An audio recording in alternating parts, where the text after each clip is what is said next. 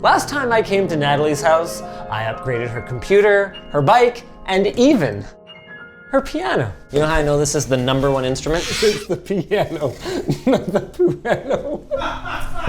But there was one major issue that was left unaddressed. How did you not spend any of your $5,000 budget upgrading your terrible Wi-Fi? It's so bad. It took over an hour just to install a Valorant update on this computer. And while many of you pointed out that Riot Games Launcher can be inconsistent at times, that wasn't the problem. As it turns out, there are over 30 different wireless networks here, resulting in a level of Wi-Fi congestion that puts many apartment buildings to shame. And Natalie and Michael only made matters worse when they tried to fix the problem by upgrading to a mesh Wi-Fi system. In fairness to them though, everyone asks Wi-Fi, but no one ever asks HowFi. Thankfully, I have the answer. With some help from GL.iNet, who sponsored this video, we're gonna migrate Natalie's access point to the 6 gigahertz band, which, as long as her devices support it, which they will result in not only better performance, but more consistent performance, even if her neighbors are all binging Love is Blind. Of course, we don't want to go in blind, so before we run around making improvements, we need to establish a baseline. We're gonna run both speed tests in several rooms around the house and use this RF Explorer Pro to check out which channels are least congested in those areas. That could help us if Natalie has devices that can't move over to Wi-Fi 7.6 gigahertz. More on that later. So first, where would you say your Wi-Fi connection matters to you most? Near the computer in the family room, near the router, near my computer upstairs, and finally the upstairs TV. And I assume the toilet, but we can leave that unspoken. Shoot, I said it. I mean, shit. I said it. I'll stop. I'm gonna break my monitor, I swear. Now on the surface, you might look at some of these results and think, hey buddy, that's not too bad. But the intermittent nature of Wi-Fi problems is part of what makes them so hard to troubleshoot and solve. And the reason comes down to how Wi-Fi works. On the 2.4 band, for example. Or you might say, HowFi. Thank you for interrupting me. Really worth it. On the 2.4 band, for example, there are 14 channels, 3 of which are non-overlapping. Let's imagine those 3 channels are roads, and the cars that travel on them are the packets of Wi-Fi data you want to transmit. No matter how many Wi-Fi routers you add, every data packet has to stream over the same shared roads. So all it takes is a game download or a couple of Netflix streams on your neighbor's network to dramatically impact your experience. 5 gigahertz is a lot better. It features more lanes and faster transfer capabilities to reduce congestion, but once you scale up to dozens of nearby access points, even that struggles. And complicating the matter, wireless devices are constantly sending out pings, checking in with one another, meaning that even if your neighbors hate Love is Blind, the mere fact that they own a Wi-Fi router can lead to an unusable experience for you. If you want to learn more about this, check out the video where we set up 50 access points in a tiny room and then tried to watch YouTube. It was a mess. The RF Explorer Pro says that channel 6 is probably the least congested for any legacy or low-end gear that only supports 2.4 gigahertz. But the problem is that even that is not a guarantee.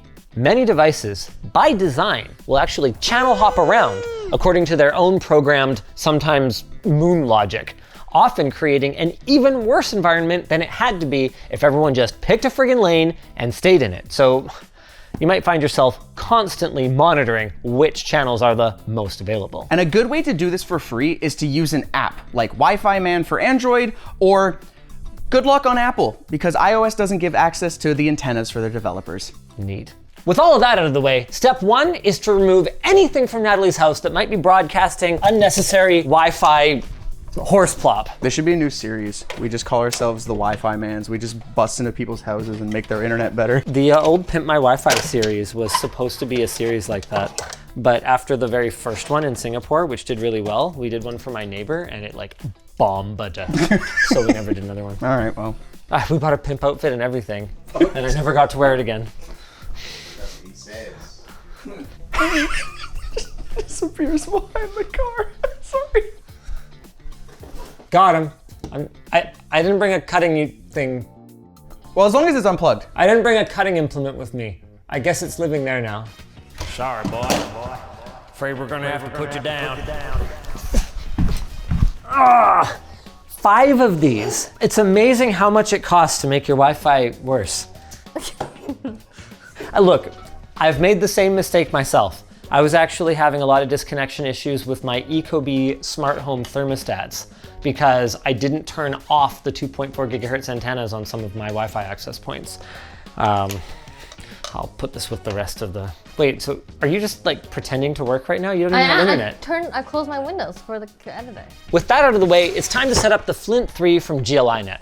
This is their first Wi-Fi 7 router. It's rated for up to 2,000 square feet of coverage, which is perfect for Natalie and has all the bells and whistles that you'd expect from a premium router, including 5 2.5 gig Ethernet ports, built-in VPN, multi-WAN failover, pre-installed OpenWRT software, and support for MLO, which means that if a client device supports it, it can connect using multiple bands for better performance and stability. Also, with MLO, this bad boy can fit so many megabits per second. What the heck? There's 2 here that both go like the vertical way. Okay, well, this is a precarious situation. Yeah, I accidentally turned this off. Thank you. I was just enabling bridge mode. Yeah, I did it by accident. Okay. I accidentally hit the switch on the power strip. Cool. Also, if Natalie really wants, she could set up the bark feature and troll Michael by setting up parent controls and content filtering. If you were to filter something of mine, what would you filter? Like filter what? Like sites? Whatever. Careful. Nothing. Is there something I should note that? So, no, you're good, you're good. Do what you're doing. I'm just waiting for the Change nothing. Elijah, you're perfect as it is. Don't let all those people tell you otherwise. Wow. That and AdGuard Home are both included with no subscription fee. We're gonna have this baby linked down below, by the way, if you're interested in picking one up. Setup was super simple. First, we had to set up her default ISP router into bridge mode. Yeah, don't miss that step because it will not work if you don't do that. And then once the Flint 3 powered up, I plugged in a computer and a web page popped up and walked us through setting up the admin user for the router and configuring the Wi-Fi. A little trick, by the way, when you're setting up a new Wi-Fi network is to use the same SSID name and the same password as your old one. There's a very good chance that your devices will just connect to the new router, no problem. It saves you from needing to run around and reconnect every smart home device in your house. That's a tech tip. I give the tech tips. Sorry, sir. Don't call me sir. Sorry, sir. I'm the one who scripted it this time. The look on his face when I added this in scripted view. Big moment. And Let's there go. we go. It's definitely a bit better, and the ping is much lower. And what's hilarious is the AP was there before. It was right there. Now it's like through the wall and across the house, and it's still better. And we can do even better. See, getting rid of the extra devices is just half the battle. We also want to migrate our current devices to at least 5 gigahertz or ideally 6 gigahertz, which is the newest piece of spectrum that was opened up for Wi-Fi and therefore the least congested by your neighbors, at least for now. Man, this feels old school, right? Like adding Wi-Fi to a computer with a PCI card? What is it, 2005? Oh yeah, we haven't done a merge integration. You can barely see it. Oh, sorry, yeah, there's a screwdriver there. I know, it's really hard to tell. So, in all seriousness, even if your motherboard has basic onboard Wi-Fi, an add-on card like this can be a great way to boost your speeds. And you don't have to use a PCIe card. You can also use a USB module. It's just that with speeds this high, I would rather keep that traffic off of the shared USB bus, which is why I have questions about the card we chose. It comes with a little USB header thing. What is it using this for? I think it's for Bluetooth. Okay, oh, this sucks. I can do it though. I have the power. Small hands, power, activate. Big moment. Here's your old Wi-Fi antenna. What's the big moment? Well, you're gonna connect to the new Wi-Fi. We're gonna see if it's faster. Damn it. I'm assuming it's this one. Yep. That is... But you're not getting good but... drivers. Hold on. Wait. Drivers? Oh, yeah, no, that's still your onboard Wi-Fi with the no antenna on it. Yeah, we need to put in drivers for the new one. Oh, well, I unplugged this prematurely. Premature unplugulation. Oh God, editor, don't. Okay, so yeah, connect to something that works. I don't know if it works. She already had support for 6 gigahertz. Okay. So why did we put a PCI card in? Well, because we got our Wi-Fi 7. Well, I know, but the 6E supports 6 gigahertz. We could have just put this in Michael's computer. We wanted to show the people that this is how you can upgrade. Sorry, Michael. Whether her computer needed it or not, it's more about showing that you can do this. With the drivers installed, we've disabled the onboard Wi-Fi that made it completely unnecessary for us to put an add-in card in.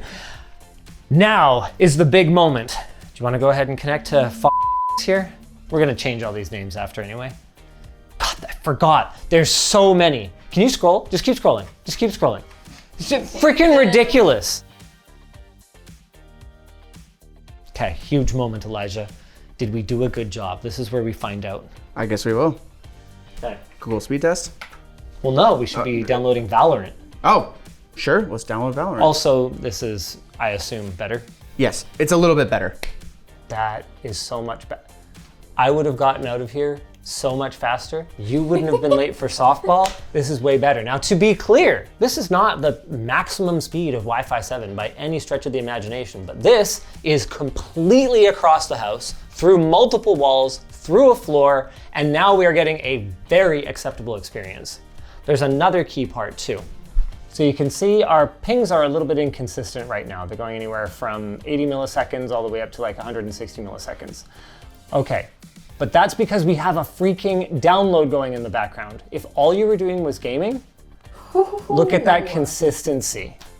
It's not as good as being wired, but compared to what we had before, this is night and freaking day. So the speed comes from upgrading to a newer generation of Wi-Fi, but that consistency in the pings, that comes from switching over to 6 gigahertz. You love to see it. Now, some of you might have been wondering, Natalie already had full bars from the mesh Wi-Fi booster that was in the hallway. Why is 2 bars better? The problem with range extenders is that they're dependent on an already strong incoming signal. So if I were to place one of these right next to my router, it'd have a strong incoming signal, but it also wouldn't do that much.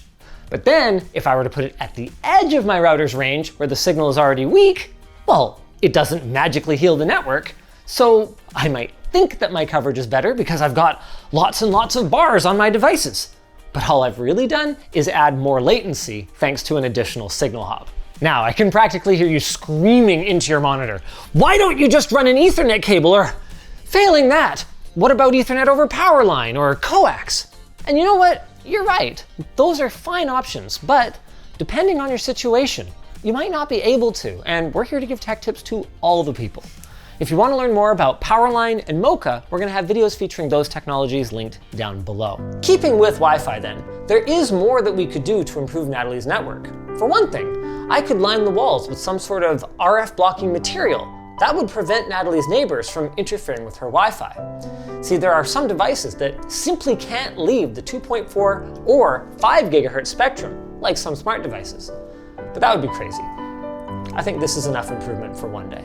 And it should be a really big improvement, especially for things like real-time streaming, like video calls, remoting into friends' computers with Parsec for some gaming, or even using something like GL.iNet's new Comet Pro. This little guy is their new remote KVM, which Natalie could hook up to her PC at the office, then use it to remote in to get her work done from home. No more blaming things on bad internet. Right, Natalie? Sure. She's not paying attention. The coolest thing about this device is it allows even BIOS level access to a connected PC in case you need to reboot and make changes to it, and it operates remotely at up to 4K 30 FPS. Okay, 30 FPS isn't enough to do any competitive gaming on it, but for managing a server or client devices from afar, this little guy could be a lifesaver. If you're interested in checking out either the Flint 3 Wi-Fi router or the KVM, we're gonna have links to them down in the video description. And if you guys enjoyed this video, then maybe go check out the time that we painted Elijah's house with RF blocking paint. Yeah, that thing I said when I was definitely really playing piano, that was true, we did that. And it actually worked way better than either one of us thought it would.